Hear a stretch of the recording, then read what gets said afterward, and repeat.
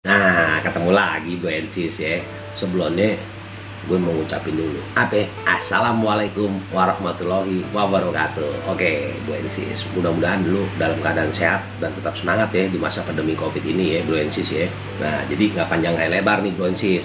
Sesuai judul konten kali ini ya, udah ada no tulisannya bentar lagi keluar. Apakah developer nakal bisa dilaporkan Bro? Nah ya, gue ulang nih, kenapa judulnya apakah developer nakal bisa dilaporkan Bro? Nah ini kenapa dibikin konten judulnya ini sesuai pertanyaan lu Bro Ensis ya, nggak pakai panjang lebar, langsung gue bacain aja ya.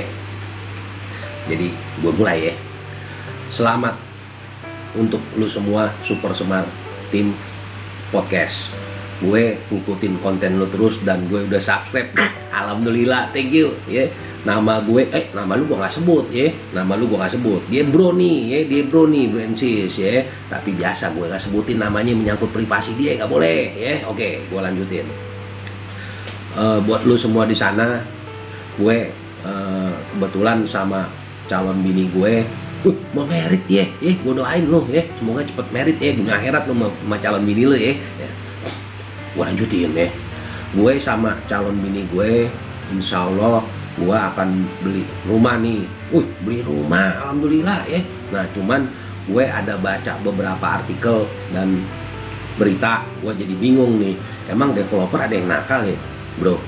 Nah tolong dong Bro kasih penjelasan, gue jadi bingung sendiri nih ya.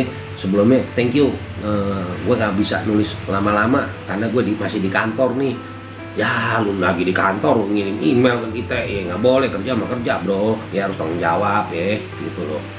Oke gitu doang deh. Assalamualaikum warahmatullahi wabarakatuh. Waalaikumsalam warahmatullahi wabarakatuh. Oke, gua nggak pakai panjang kali lebar buat lu Bro yang udah ngirim pertanyaan ya. Mudah-mudahan lu nonton konten kita ini nggak lagi kerja ya, nggak boleh kerja itu mesti apa? Disiplin, nah gitu ya. Oke, gue langsung jawab nih Bro, sesuai pertanyaan lu dan kita jadiin konten judulnya seperti pertanyaan lu juga ya, dan mudah-mudahan bisa jadi pencerahan buat lu Bro Ensis yang pasangan muda yang mau merit kayak dia ya, atau yang udah merit dan rencana mau beli rumah atau hunian tempat tinggal ya. Sebelum gue mulai gini, kita nggak boleh seujon Bro Ensis, khususnya lu Bro. Nggak semua developer tuh nakal, gua kasih tahu. Itu hanya oknum ya. Yang bagus banyak ya, gua kasih tahu banyak banget. Itu hanya segelintir doang ya. Itu dia begitu juga ya Allah alam deh, gitu aja udah. Itu bukan jawabannya ya, langsung aja. Jadi begini, Bro Ensis, khususnya lu Bro yang ini pertanyaan ya. Kalau lu namanya mau beli rumah tapi merasa nggak yakin sama developernya, atau malah mungkin lu udah punya rumah ya, tapi tiba-tiba mungkin lu curiga, atau lu mungkin aneh, atau mungkin lu melihat kelengkapan data-datanya atau bagaimana ya, lu merasa nih apa developer yang gue beli rumah ini nakal ya, terus bagaimana menghadapinya. Nah gini ya, gue langsung mulai ya sesuai pertanyaan lu Bro khususnya, dan mungkin bisa jadi pencerahan buat lu Bro Ensis yang lainnya, yang pasangan muda atau pasangan yang udah merit mau beli rumah ya, atau mau beli apapun yang bentuknya ke developer ya, khususnya rumah nih ya. Nah ini gue udah menghimpun beberapa jawaban sesuai peraturan perundang-undangan yang ada dan regulasi yang ada ya. Mudah-mudahan insya Allah bermanfaat nih buat lu Bro dan juga Bro Ensis yang lainnya ya. Gue mulai. Jadi sesuai judul konten ya, apakah developer nakal bisa dilaporkan Bro? Nah oke, jadi gini, sebelum gue baca ini ada dasar hukumnya dulu ya. Jadi dasar hukumnya kita mengacu sama Kitab Undang-Undang Hukum Perdata ya, terus juga Undang-Undang Nomor 4 1996 tentang hak tanggungan atas tanah beserta benda-benda yang berkaitan dengan tanah ya, sesuai Undang-Undang Hak Tanggungan. Nah, terus dasar yang ketiga Undang-Undang Nomor 2 Undang-Undang Nomor 2 2017 tentang jasa konstruksi ya. Terus Peraturan Pemerintah Nomor 24 tahun 1997 ya. Terus juga tentang pendaftaran tanah ya, Peraturan Pemerintah Nomor 24 tahun 1997 ya, juga berdasarkan Peraturan Pemerintah Nomor 22 tahun 2020 tentang Peraturan Pelaksanaan Undang-Undang Nomor 2 2017 tentang jasa konstruksi, karena rumah ada hubungannya sama bangunan rumah, itu ada hubungannya sama konstruksi gitu ya. Itu sesuai aturannya ya. Gue mulai baca nih ya. Jadi memang kadang-kadang kalau kayak pertanyaan lu ini, jadi kita sempet seujon nih sebenarnya ya, gimana sih ujungnya kita cara melihat ciri-ciri dan cara menghadapi developer yang nakal itu buat antisipasi ya.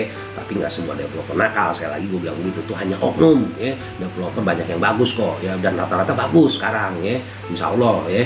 Nah jadi begini, cara tahu developer nakal ya, gini, lu kalau sebelum membeli rumah nih, gue insist ya, pastikan dulu bangunan itu yang dia bangun tuh developer memiliki izin mendirikan bangunan nggak, terus yang diterbitkan Pemda setempat tuh khususnya ya. Nah terus yang kedua, developer memiliki kuasa dari pemilik yang sah untuk menjualnya ya, kalau itu tanahnya memang dia ada perjanjian apa gitu ya. Terus yang ketiga, tanah dan atau bangunan bersertifikat resmi dari kantor pertanahan atau bukti lain yang menunjukkan penguasaan yang sah itu loh ya. Nah untuk menghadapi developer nakal itu ya, tempuh dulu upaya perundingan kalau memang lu ketiban ketempulungan batu nih, mohon maaf ya, proses yang sampai memang ternyata lu ketemunya developer nakal ya. Jadi untuk menghadapi developer nakal itu lu tempuh dulu upaya perundingan, atau jika gagal layangkan somasi ya.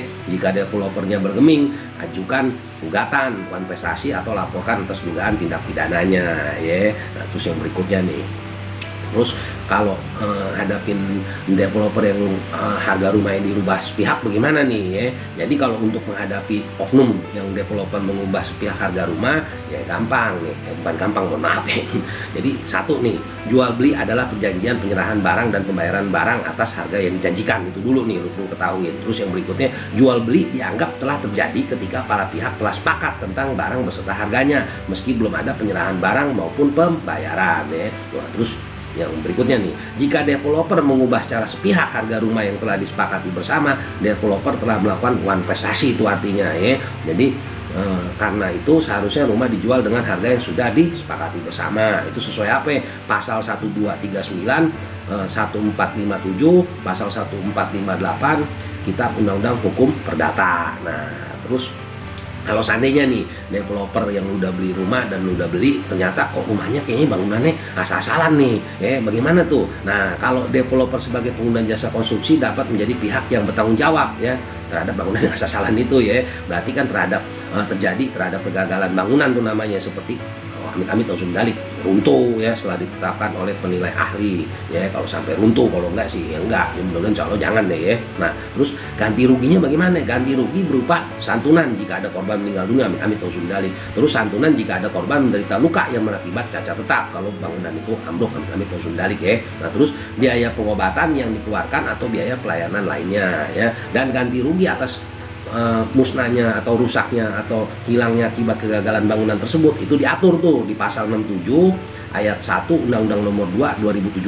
pasal 85 ayat 5 dan pasal 90 ayat 1 dan 3 Peraturan Pemerintah Nomor 22 2020. Nah itu ya. Nah terus berikutnya nih, kalau ternyata developer lagi udah mau pas pelunasan, nggak taunya dia menjaminkan nih sertifikat rumah yang hak lu nya ini, si developer oknum ini dia jaminin nih tanpa izin lu. Nah ini bagaimana? Nah ini gue bacain nih, sertifikat tanah dan bangunan seharusnya dijaminkan dengan hak tanggungan oleh subjek hukum yang berwenang melakukan perbuatan hukum atas objek hak tanggungannya ya. Nah terus jadi developer tidak berwenang tuh si oknum itu ya untuk menjaminkan sertifikat jika sertifikat sudah balik nama, jika sudah terlanjur sertifikat hak tanggungan yang telah diterbitkan dapat dimintakan pembatalannya dengan gugatan ke Pengadilan Tata Usaha Negara ya. Sesuai apa ini Bu Ensis? Pasal 8 ayat 1 dan pasal 14 ayat 1 UU HT ya.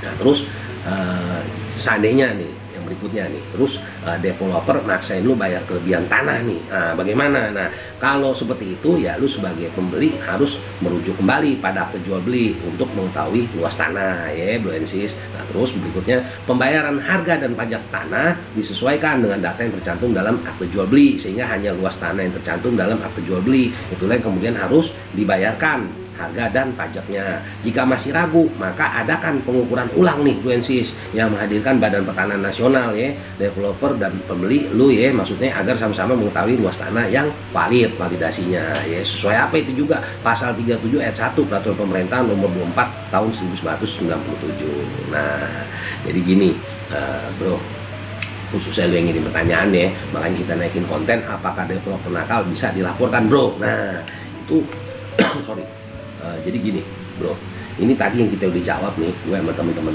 Super Smart Team ya. Mungkin pertanyaan lu juga nggak begitu spesifik nih, makanya kita jawab ya seperti tadi aja dulu sementara, insya Allah mungkin bermanfaat ya buat pencerahan lu juga dan dosis lain. Tapi bila mana nih lu ternyata lu masih belum puas nih dengan jawaban kita ya, sesuai pertanyaan lu dan yang naik konten ini ya, lu boleh ngirim lagi lebih spesifik ya, nanti kita akan lanjutin untuk konten berikutnya menyambung konten yang sekarang itu ya. Jadi mudah-mudahan insya Allah pertanyaan lu yang tadi yang kita naikin konten ini mudah-mudahan sih bermanfaat dulu nih pertanyaan yang udah dijawab itu ya, gitu ya bro ya, khususnya lu yang ngirim pertanyaan dan juga lu bro and sis semua yang memang ada niat mau beli rumah ya, insya Allah tuh ya.